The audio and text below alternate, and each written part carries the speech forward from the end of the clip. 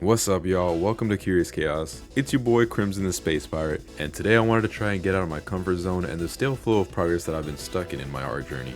Basically, that means I'm gonna try and not draw Pokemon today, since I've been finding myself only drawing that lately, and even though this is semi-Pokemon related, I'm gonna make some Spider-Sonas based on the spiders in the Pokemon world. For those who don't know what Spider-Sonas are, they are fan-made designs of hypothetical Spider-Man versions. With the vast possibilities that the Spider-Verse introduced of all sorts of wacky and nifty spider designs, it's easy for artists to try and make their own. Now, I'd be lying if I told you that I was a big Spider-Man or Marvel nerd, so I don't know all the spiders out there, and the ones I try to make today will probably have things in common with existing ones, but I'd have no clue, so just keep that in mind. I don't know if there's a certain criteria to follow either when designing Spider-Sonas, so I'm just gonna make whatever I think looks cool and we'll see how things go from there. Currently there are 4 lines of spider Pokemon. I've seen some people argue that Surskit is an arachnid, even though it's part of the Hemiptera family and evolves into this, so I don't really want to include it. A better argument would be that Gliscor could be a spider since scorpions fall under the arachnid family, but even though Gliscor is one of the coolest and one of my favorite Pokemon, I'll just play it safe and stick to the 4 Pokemon we can definitively say are spiders.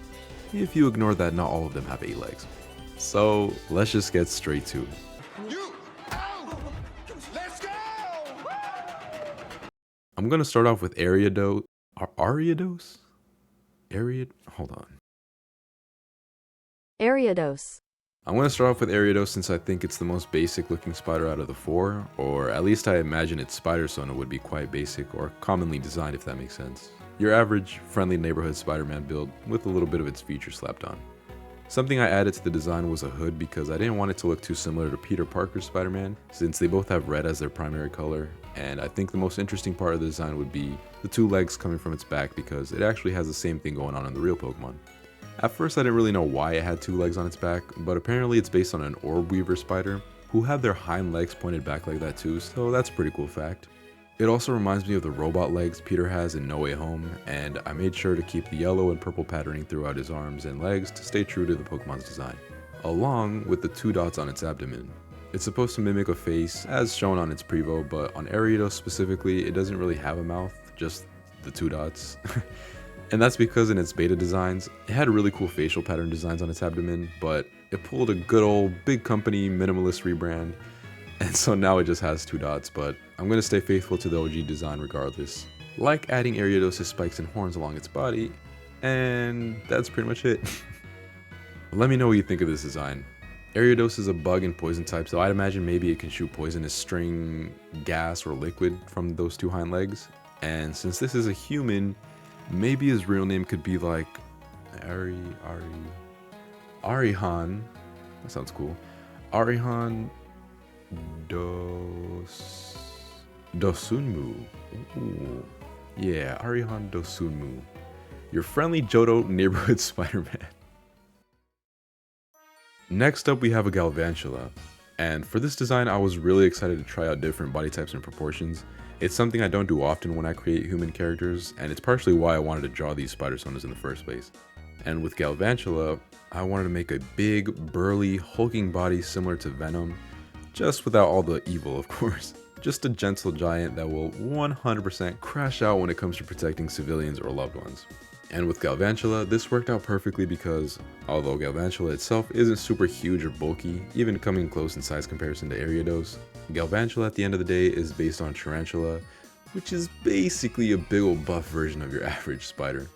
So boom, he's gonna be buff. And for this design specifically, I wanted to try out different styles in terms of drip, so I added these metallic accents all over his body like bands around his arms and legs, and I also used them to give our Spider-Man goggles that include all the eyes seen on the Pokemon. I chose these to kind of give like a Frankenstein experiment gone wrong sort of feeling, like he escaped a lab with all the restraints still on him, and also because lightning and steel just look good together. Not really much else to this stylistic decision other than just being a fun, experimental choice, so let me know what you think about it. I made sure Galvantula's electric type was on full display in this design, and instead of making electric powered webs like Miles, I thought it would be better if it just had normal electricity since tarantulas don't make webs. So here's a Gale Galvantur. Galvantur, your friendly Unovan Spider-Man. Alright, next up is our newest spider Pokemon from the 9th generation of Pokemon, Spidops. For those who aren't familiar with Spidops, it's the bug-type spider of Paldea based on the netcasting spider, which is really fitting since its fighting style reflects this, as it's a special operation agent who uses cunning tricks to ambush its enemies with strategic traps. So off rip, I knew I wanted this guy to have a very tactical and intelligent personality. I gave him a bamboo staff as a melee weapon because his Pokemon design looks like he's made of wood, or at least to me he looks bamboo-like. And also his high IQ fighting style kind of reminded me of Donatello, you know, the nerdy one from the Ninja Turtles. So I guess that was kind of in the back of my mind when I was designing him. Back to Spidops' design though, he's got what looks like a silk spool on his abdomen, and his Japanese name even has references to a tailor. So I wanted to include silk-like scarves throughout his costume for some pretty cool drip. Also, I made these designs months ago, like October of last year. So I've had a lot of time to look over these designs, and honestly, I could have went with a more high-tech, tactical gear agent sort of design for this guy, since that's a big part of its inspiration. With him having what looks like a bulletproof vest chest plating, ballistic night vision goggles, and his overall color palette alluding to military camo, along with other minor details like how its shiny uses red silk, which resemble laser tripwires, and how Spidops descends upside down from trees, sort of like how you'd stereotypically see agents do in movies. So yeah, there's a lot of reasons why I could have made this Spider-Sona look more Spec Ops looking, but I gotta say I'm pretty happy with this goofy smart guy. He's just a cool dude. Let me know what you think of this Spidops inspired Spider-Man.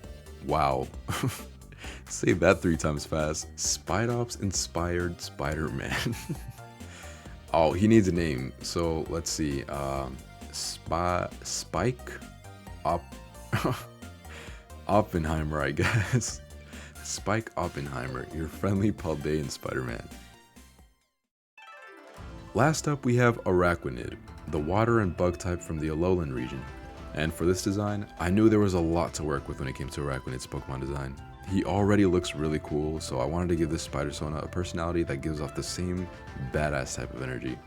I also wanted to use Araquanid's long and lanky body silhouette in this design, because the more I can give different body proportions to these characters, the better. So I wanted to make this guy look pretty lean and tall. He's pretty big, but that doesn't mean he'd be as strong as Galvantula Spider-Sona, but he does have a pretty interesting ability, using water as webs. How this would actually be beneficial to fight is beyond me. I ain't that nerdy to find all that out, but it sure does look cool. Maybe he got some cool like pressure washing abilities or something, I don't know. The point is, I wanted to make his water attributes be a focal point on his design, like adding protective water bubbles along his body and as a helmet similar to Araquanid. And I also really like the designs of Araquanid's legs, so I really wanted to include it in the human form, with 6 legs in the back and 2 more blade-like protrusions coming from the forearms, that I'd imagine are retractable, something like Baraka's blades from Mortal Kombat. And so the 6 in the back and the 2 in the front would complete the total 8 spider legs thing. I also added the symbol on Araquanid's design to our boy's chest as his superhero logo, similar to the previous 2 dots on Ariados' design. And that's pretty much it. I know I've described the other Spider-Sonas as drippy before, but this guy is seriously drippy. What are your thoughts on Araquanid Spider-Man form? A name for this guy could be Aaron Quayle. Seems like a cool name. Aaron Quayle, your friendly Alolan Spider-Man. Here are all the Spider-Sonas I made. I think this is a good step in direction to try different art styles, or at least different body types like humans rather than monster creatures. It would have been cool to try and draw them in a more comic book style, but I didn't think of that until right now, so maybe next time. Let me know which design was your favorite, and also let me know if you enjoy this style of content. It's a little bit different, but I've always wanted to try making art for other things than just Pokemon. I don't want this to be a Pokemon channel or for myself to be known as a PokeTuber, because even in my first video ever, I said I wanted this channel to be art about anything and everything.